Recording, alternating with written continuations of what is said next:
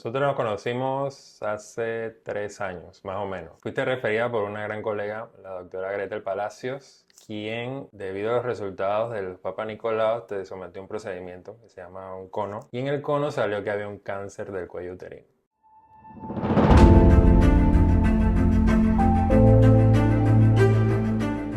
Es un momento como que nunca se te olvida porque el que te digan que tienes cáncer es algo que te marca y todo fue como en mi chequeo anual. Ya cuando te hablan de biopsia tú también como que te quedas un poquito preocupado de qué puede ser.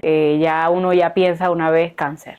Pasaron pues unas 2 semanas más o menos y ya cuando me iba a dar el diagnóstico, que sí me dijo como que fuera al consultorio, que me tenía que dar el diagnóstico en persona, ya yo de una vez sabía que ya algo no estaba bien. Fui y bueno, de una vez me tenía ya prácticamente la cita hecha con el doctor Everardo. Recibir ese tipo de noticias puede ser muy abrumador. Yo en ese momento no quería ir a atenderme con nadie, yo quería procesar mi noticia. Me acuerdo clarito, yo creo que eso no se le olvida a nadie. Fue un 17 de febrero del 2023. Yo bailo típico, ese día yo tenía una presentación y era un viernes de carnaval. Y yo después que me dio la noticia, yo me fui a bailar. Yo no fui para ninguna cita con nadie mientras procesaba todo. O sea, tú piensas que tú relacionas el cáncer con muerte. Yo realmente no lo pensé de esa manera, pero sí pensé, viene algo difícil en mi vida, viene un reto más que tenemos que afrontar, y eso fue lo que pensé, de que venía algo más que teníamos que afrontar. No sabía qué era lo que me esperaba hasta que tuve mi primera cita con el doctor Everardo, y ahí fue otra historia. Ya después de que tuve mi primera cita con él, que vine acompañada del que hoy es mi esposo, en ese momento era mi novio, sí recuerdo que ese día él no se quiso quedar con el examen que me hicieron,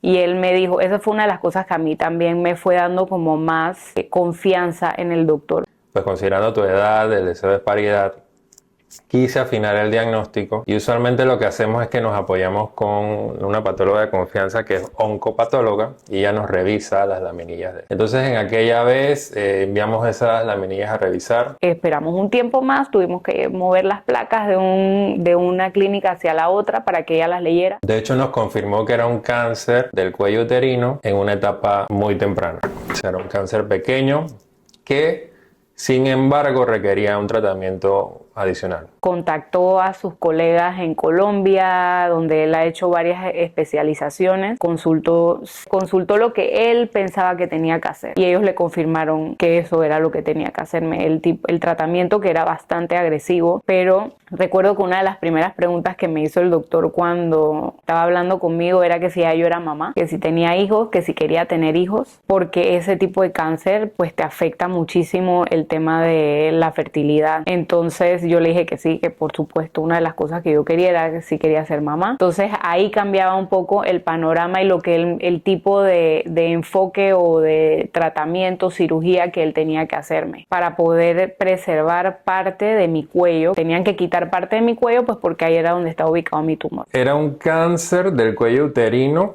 El cáncer in situ es una lesión premaligna. El cáncer como tal ya es como el siguiente paso. Entonces, en la muestra teníamos dos cosas. La fase premaligna, que es el in situ, que es lo que se encontraba en los márgenes del cono. Y teníamos ya un cáncer como tal, un tumor maligno, con una infiltración linfovascular.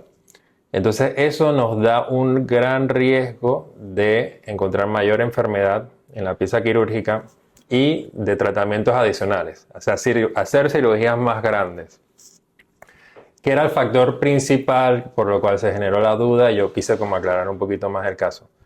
Dada las circunstancias de que no es usual encontrar cáncer de cuello uterino en mujeres jóvenes en etapas tan tempranas, y conociendo que había alternativas que preservaran la fertilidad, pues dentro de lo que hablamos, el tratamiento estándar para esto es una cirugía muy grande que se llama histerectomía radical. Y obviamente, hablando de histerectomía, que es retirar el útero, se pierde definitivamente esa capacidad de llevar un embarazo. Entonces quisimos explorar la oportunidad de una cirugía menos radical. En este caso, la traquelectomía. Entonces, traquelectomía, creo que lo conversamos en aquel momento. Un montón. Yo creo que la palabra me la tuve que aprender después de varias veces, pero sí. Sí, es una palabra un poquito difícil, pero es la amputación del cuello. Obviamente sacamos el tumor, procurando un margen de seguridad.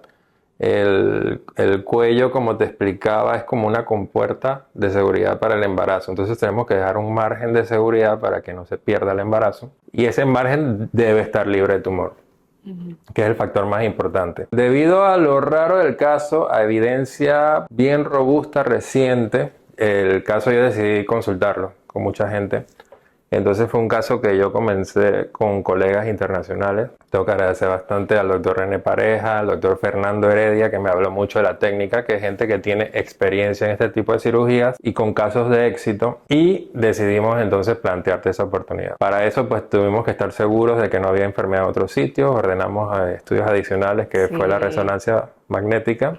Recuerdo que una de las cosas que sí me dijo, que me marcó ese día, era que mis probabilidades de tener un embarazo a término eran de 1 en 4 o de un 25%. Y eso fue lo que a mí me marcó. A mí no fue que me dijera que tenía cáncer, de todo lo que tenía que hacer, sino que yo toda la vida había querido ser mamá. Y para mí eso fue como lo más impactante de todo el proceso, de toda la noticia. Yo iba en el carro con mi esposo después de esa cita llorando, pensando solamente en si iba o no poder ser mamá. Lo demás para mí era, yo sabía que yo iba a poder, las mujeres somos muy fuertes, yo sabía que yo iba a poder con lo que viniera. Recuerdo que en otras de las citas de seguimiento con el doctor me dijo, hay que ir por etapas, hay que ir por partes. Él me explicó, me sacó su papel, a esa cita fui con mi hermana y él, como buen doctor, me sacó un papel, me hizo un dibujo, me explicó qué era lo que iban a hacer, todo. Yo estaba clarita de lo que él me iba, de la operación que me iba a hacer. Y en ese momento me sentí como en paz y tranquila, como de que, ok,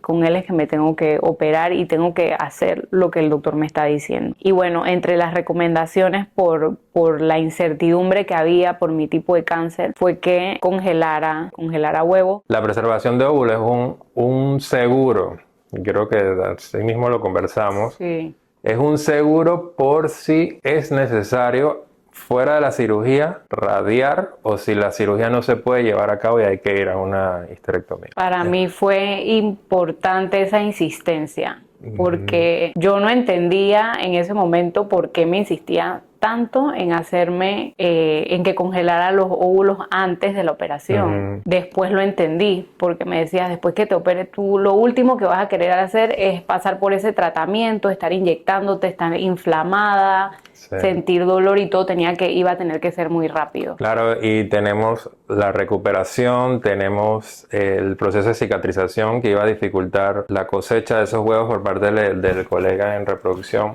Entonces el mejor momento era antes de la cirugía. Tomar decisiones rápidas, llegar a cirugía ya con todo eso resuelto y enfocarnos en nuestro tratamiento y la recuperación posterior. Una de las cosas también importantes que él me mencionaba era que no estaban seguros, había como que el tumor estaba en un lugar donde tocaba como a nivel vascular y que podía o no haber migrado o no a otros lugares y que por eso necesitaban hacer biopsia también cuando me operaran de los ganglios que yo tenía alrededor para estar seguro de que eso no había migrado y que no podían tener certeza desde ahora y que solamente cuando me operaran. Conversamos sobre la seguridad de la cirugía, que creo que es lo más importante. No es tanto ofrecerte una opción que te permita llevar a cabo la fertilidad, sino ofrecerte la mejor opción desde el punto de vista de resultados oncológicos, es decir, que no quedes con cáncer o que te vuelva a salir un cáncer a pesar de lo que yo hice. Y lo otro es hacerte saber que es una cirugía segura. Dentro de la magnitud, estamos hablando de cirugías muy grandes, es importante que en manos hábiles o expertas es una cirugía segura, es una cirugía que hay que hacerla con mucha calma, respetar muchos pasos y muchas cosas para evitar lesiones. Recuerdo que también me insististe en los colegas que iban a estar presentes en la cirugía. O sea, te aseguraste de tú tener un buen equipo que te acompañara en la cirugía. Eso también me dio mucha tranquilidad. Sí, yo escogí gente con experiencia, decidí entonces, como te digo, presentar el caso a colegas que tienen mucha casuística, y al final era darte eso, o sea, darte como la mejor información, la mejor opinión de expertos y que estuvieras convencida de que ese era el paso a seguir, ¿no? Y obviamente desde mi punto de vista y del equipo, rodearnos de las mejores personas para que la cirugía fluyera o resultara como queríamos. Y después de eso teníamos que actuar rápido, teníamos que hacer radio, teníamos que hacer quimio si era necesario, y por eso fue que él me recomendó primero hacer mi congelación de óvulos. Con el doctor Oviedo hice mi congelación, me fue excelente. Otra cosa que me recomendó también fue la parte psicológica desde la primera cita. Tienes que trabajar la parte psicológica con la licenciada Lidia aquí en la clínica, y de verdad que también fue otro angelito que puso Dios en mi camino. Me ayudó muchísimo, conecté mucho con ella. ¿Quién mejor que alguien que trata pacientes que padecen y que están pasando por el camino del cáncer? ¿Cómo te sentiste con la referencia al psicólogo? Súper bien, o sea, en el momento tal vez no se me hubiera pasado por la cabeza, pero desde que lo mencionaste no lo puse en duda. Dije, esto tiene que ir sí o sí. Hice mi cita de una vez, y al sol de hoy le doy gracias a Dios por haberme puesto en mi camino a Lidia, y que me guió y me dio como esa tranquilidad, ese espacio como para compartir esa parte que tal vez con el doctor tal vez uno no la ve, y que de parte tuya se recomiende esos colegas o esa parte fundamental del tratamiento. Para mí fue súper importante, fue súper valioso. Claro. Yo, Elis, he sido una persona muy abierta a los temas psicológicos, mentales. Creo que porque he pasado por diferentes situaciones en mi vida que me han llevado a tener ese tipo de ayuda, pero probablemente si él no lo hubiera mencionado, yo me hubiera enfocado en otras cosas. Entonces, sí es un tema que muchas personas probablemente no le presten la atención que se debe, pero hace la diferencia 100%. Pienso que la parte psicológica empieza primero por ti, porque tú necesitas realmente interiorizar y entender qué es lo que te está pasando, y aprender a manejarlo más que nada, o soltar simplemente, decir cómo te sientes, hablar de tus miedos. Tienes una guía como para sentirte escuchada, comprendida.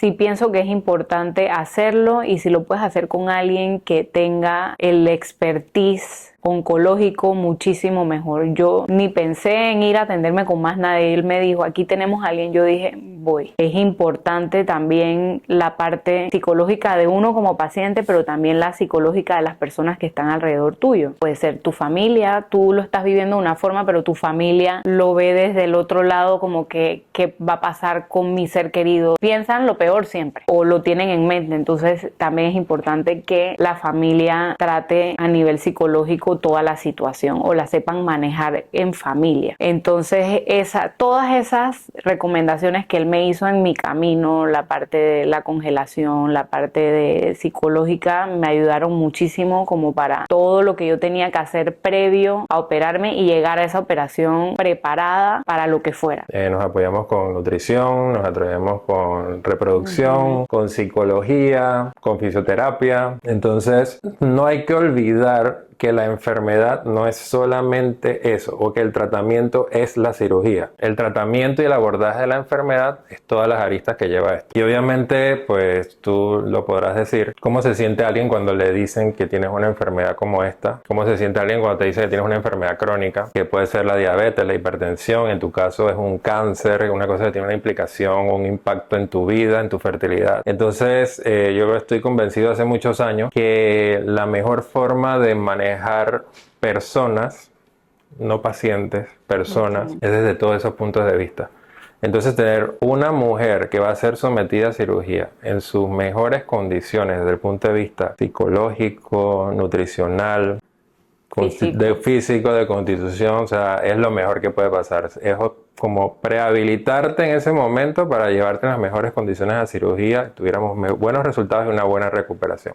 Yo siento que eso también influyó muchísimo en sentirme segura de ir donde un doctor que me hablara a mí de salida, de la parte psicológica, de la parte de nutrición y de la parte física, de hacer ejercicio. Yo llegué a operarme, me acuerdo, yo me sentía tan tranquila cuando me fui a operar que yo estaba lista para lo que fuera. Yo recuerdo que yo en mi mente nada más tenía como que cuando me despertara quería saber cómo había salido la biopsia de esos ganglios, porque de eso dependía si me tenían que hacer quimio, radio o si simplemente quedábamos hasta la operación. Y llevamos a cabo tu cirugía en abril 2023. En abril 2023 hicimos esa traquelectomía con el doctor Alex Funca, una cirugía que nos tomó varias horas con mucha calma. Hicimos una incisión transversa, logramos entonces la amputación del cuello con un margen de seguridad adecuado. Hicimos la linfadenectomía y obtuvimos muy buenos resultados. Resultó que había un residuo tumoral, obtuvimos márgenes negativos, ganglios negativos y con la cirugía logramos el tratamiento de tu caso.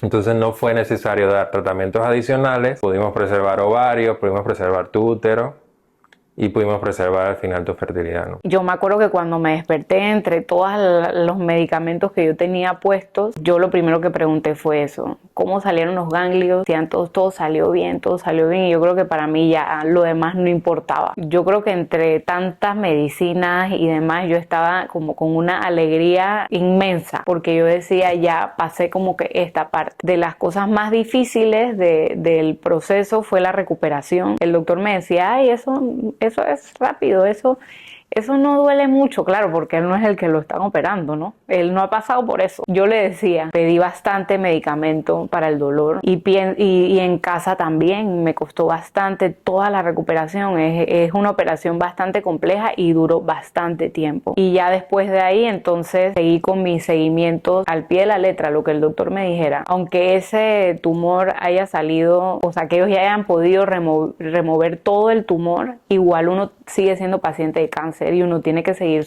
en seguimiento con el doctor, y cada 3 meses nos veíamos y repetíamos exámenes hasta que, y gracias a Dios, todos fueron saliendo bien, todo salía bien. De ahí ya pues entonces se van extendiendo un poquito más dependiendo de cómo vayan saliendo tus resultados. Y bueno, llegamos a la parte en que ya había pasado 1 año de mi operación y ya podíamos pensar en tener un hijo. Ya yo me había casado y me habían dado como el go para poder quedar embarazada, y realmente quedé embarazada rapidísimo. Me casé y a los 2 meses ya yo estaba embarazada. Y recuerdo que hace como año y pico que nos encontramos en Charlie's Cream. ¿Verdad? Así fue como le Que di me la dijiste noticia. que tenías que decirme algo y me dijiste que estabas embarazada. Y eso fue una gran alegría para mí, después de todo el trabajo que hicimos, ¿no? Sí, Y ya al día de hoy tienes un bebé de casi 1 año. casi 1 año. Imagínate, 3 años de cirugía aproximadamente y logramos un bebé sano. Sí. Muy chévere. Realmente nunca estuvo en mi mente que iba a tener que usar los óvulos que había congelados, sino que yo siempre pensé, yo voy a quedar embarazada natural. Y así fue. Un poco más rápido de lo que hubiéramos esperado, pero igual súper felices de la noticia. Y ya después ahí entonces empieza otra parte como de nuestro seguimiento, porque al haber tenido esa operación ya entonces entra la parte como de proteger mi embarazo. Y de ahí seguimos en contacto. Prácticamente él fue clave también en mi embarazo. Él con mi ginecóloga, él entra en la parte donde tenían que hacerme el cerclaje. El cerclaje pues para coser el cuello del útero y tratar de reforzarlo y retener mi embarazo el mayor tiempo posible. El doctor hizo de todo para hacerme una operación robótica, súper de última tecnología. Yo me sentía tan tranquila, yo no tuve nervios, a pesar de que uno al estar embarazada, uno tiene miedo de todo. Para uno le da miedo todo porque tú ya no dejas de pensar en ti, estás pensando en una persona adicional, en un ser que tú estás creando en tu cuerpo. Pero yo me sentía tranquila porque realmente confío al 100% en el doctor. Y bueno, intentamos hacer esa cirugía robótica. Estaba él con mi ginecóloga, doctora Gretel, que también es un angelito en mi vida. Y entre los dos, entonces, me hacen el cerclaje, que al final no pudo ser como queríamos, que era robótico, sino que terminó siendo vaginal, que es como el cerclaje convencional, porque ya tenía como muchas semanas de gestación. O sea, hubo ahí un par de complicaciones. Bueno, terminamos eso, yo seguí mi embarazo normal, el doctor siempre pendiente, preguntándome Ya de ahí él decía, yo después de aquí ya yo no te vuelvo a ver hasta después de que tú des a luz, ya tú te vas con tu ginecóloga. Pero igual el doctor siempre pendiente preguntándome cómo estaba. Mi bebé fue prematuro, nació antes de tiempo, pero era algo que podía pasar. Desde que quedé embarazada, mi embarazo era de alto riesgo. Pero estuve en buenas manos y gracias a Dios el día de hoy tengo mi bebé, ya va para 1 año y está perfecto, gracias a Dios. Y bueno, yo sigo después de que nació mi bebé, a las 5 semanas más o menos, ya yo vuelvo con el doctor a que me examine, me revise, porque eso sí, él me dijo, apenas termines, tengas más o menos 5 o 6 semanas, ven porque tengo que chequearte, tenemos que volver a retomar el tema de tus chequeos. Y me chequeó, me revisó, me hizo PAP de nuevo, me hizo tipificación, que ya es un examen un poco más profundo, y me salió todo bien. Estamos súper bien y bueno, es seguir haciéndome mis chequeos, no puedo bajar la guardia porque esto tampoco es que en 2 años que ya han pasado puedo decir que estoy cancer free, pero sí estoy como llegando a ese punto. Uno no puede pasar por esto sola. Yo decía, yo esto no lo hubiera podido superar ni sobrellevar si no hubiera tenido a mi esposo a mi lado apoyándome ciegamente, independientemente de lo que pasara, aunque yo sabía que él estaba muerto de miedo, nunca me demostró miedo a mí, fue ese apoyo. Y yo lo conozco súper bien, así que yo sabía que le tenía muchísimo miedo. De hecho,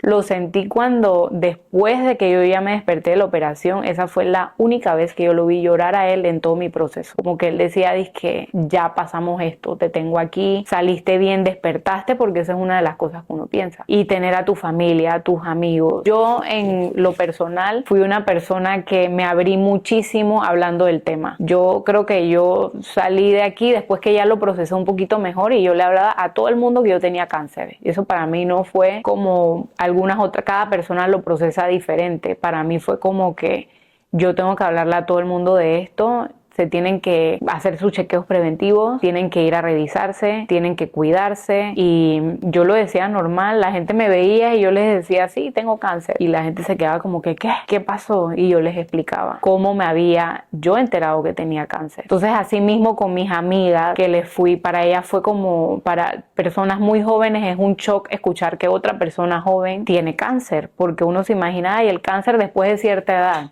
Pero cierto es que cada vez hay mujeres y hombres más jóvenes teniendo cáncer. Por eso es que repito que los chequeos preventivos son importantes. Desde tu punto de vista, en retrospectiva, ¿tú piensas que, o sea, a lo largo de tu vida como mujer, tenías información suficiente sobre qué es el virus del papiloma, para qué te haces un Papá Nicolau? Realmente le vine a prestarle muchísima más atención después que me dio cáncer. Sí conocía del virus del papiloma, pero realmente no lo tenía relacionado con que era uno de los principales causantes del cáncer de cuello uterino. Hasta que lo tuve yo y entendí el impacto que tenía y la importancia de vacunarse, de que me hubiera gustado tener esa información más joven, no tan mayor cuando ya estoy sufriendo de la enfermedad. Sí, claro.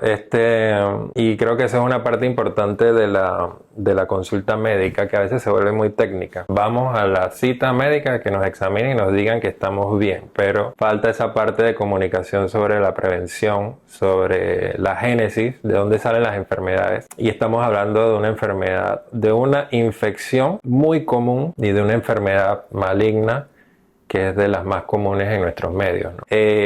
A pesar de que es una infección muy común, la mayoría de las mujeres lo curan o no hacen cáncer, pero existe un porcentaje bajo, 1 a 5 mujeres de cada 100 más o menos, que hacen este tipo de enfermedades. La importancia del Papá Nicolau, irse a hacer un Papá Nicolau una vez al año, o la prueba del virus del papiloma humano que tenemos disponible actualmente en el mundo, es justamente para eso, detectar mujeres con infecciones con virus del papiloma humano de alto riesgo, es decir, los asociados con cáncer, hacer las pruebas diagnósticas, detectar las lesiones premalignas, esas épocas in situ o las lesiones de alto grado, tratarlas y prevenimos eventualmente el cáncer.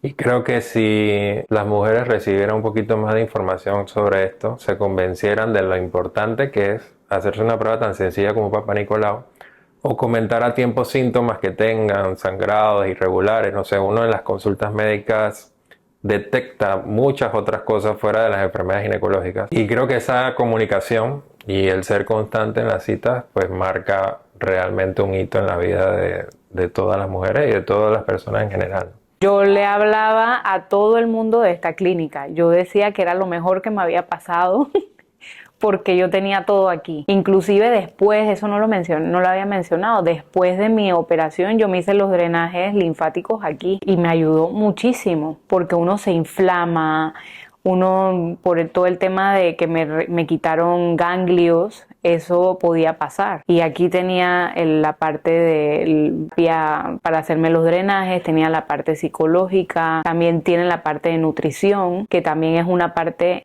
súper importante en todo el tema del cáncer. El tema de nutrición también eso fue otra de las cosas que el doctor me dijo de salida. Y ejercicio. Y la nutrición es una de las cosas, o puede ser uno de los factores más críticos para desarrollar un cáncer y uno no lo sabe. O es algo que la gente no considera. Hay muchos alimentos que son fatales para el cuerpo y que uno debe aprender realmente. Recuerdo que por mi tipo de cáncer me recomendaron eliminar algunos alimentos por un tiempo. Que tuviera cuidado con carnes rojas, con los huevos con hormonas, embutidos. Son alimentos muy procesados. Todo lo que fuera muy procesado que lo evitara porque esos también son alimentos muy inflamatorios, entonces hay que tener cuidado, la alimentación es clave, así que aquí tienes todo. Aquí es una clínica integral, yo le decía a todo el mundo, viendo siempre el lado positivo de todo lo que me pasa. Sí siento que he cambiado mucho, he madurado mucho, veo la vida diferente,